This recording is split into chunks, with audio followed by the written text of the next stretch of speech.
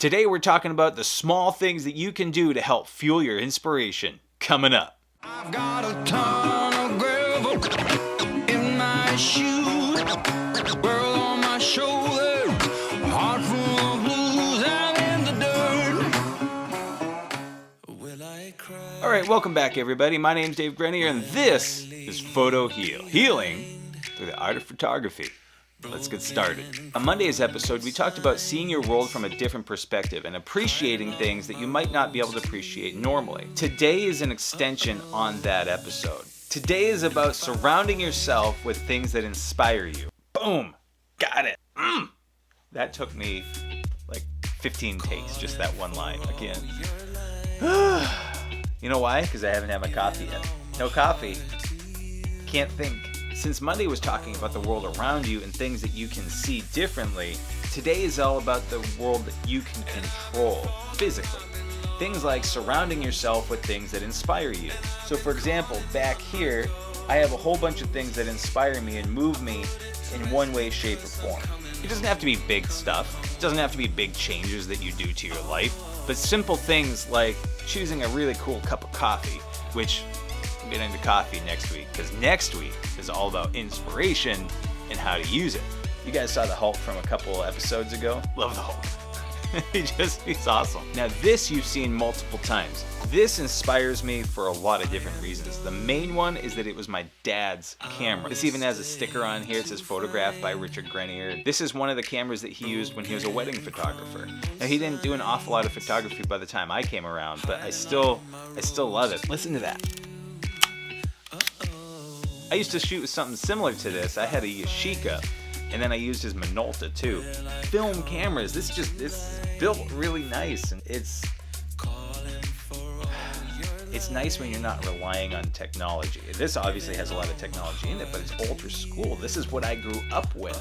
Digital cameras came around when I was in high school, and they used the 3.5 floppy drives, so you could have 1.4, I think it's 1.4 megapixels, I think 1.4 megabytes of information that you could store on it, but that's okay because the resolution was terrible, so the sizes of the files weren't huge. Nothing will ever come close to film cameras for just raw emotion of the experience. But this means more than just the camera. It's my dad's camera, and lost my dad last year, lost my mom this year. So having things like this really help propel me with what I'm doing here. It helps me with Photo Heal. It helps me with just feeling good every day that I know that they'd be proud. So the whole point is to surround yourself with things that move you. Whatever it is, it doesn't matter. Your style is your style. You might love things that I hate. I might love things that you hate. And that's okay. They're my things. Your things are your things. My things are my things. And voila. That's all it is. I'm not talking about going out and buying things, but things like this camera. This has a lot of sentimental value to me, and not just sentimental because it was my father's, but because it reminds me of a time where I fell in love with photography. So here are some quick tips. 1, be sentimental. If you're sentimental, then be sentimental. Get things like the camera or the carvings that are up there or whatever it is. Even if it's just a pencil that you love to use that really helps inspire you, just be sentimental. Just be willing to appreciate the item for what it is and the meaning that it has to your heart. Now, there are a lot of people out there that don't have a sentimental bone to their body, but they think that something is cool.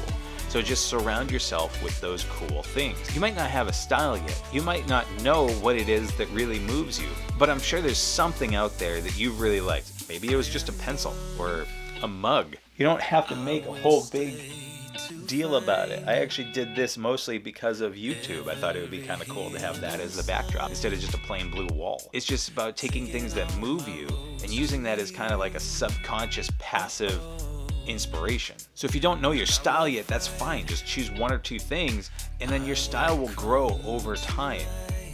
This watch I wear all the time. I love this watch. It's a super cool watch. My wife got it for me. And it kind of matches this wristband. This wristband says Spirit on it. I wear that all the time just to remind myself that it's all about what's in here. To me, it's all about how I'm feeling and what moves me and what gets me going, which of course is why I do photography. Alright everybody, that's it today. It's just a quick one. I spent a little too much time on the 12 gifts of Photographer's Christmas on Tuesday, especially that horse effect. As cool as it was, it took me a long time because I've never done anything like that before. Thanks for joining me this week. Don't forget to upload your photos to Instagram or Facebook, Twitter, whatever it is that you use. #PhotoHeal, and then we're gonna have a good old time. I always say that, great old time. I don't know where that came from. Alright, and as always, don't forget to like, share, comment, and subscribe if this is your kind of thing. Until next time, be good to each other. So the whole point is to surround. Why can't I say that? So the whole point is to help you.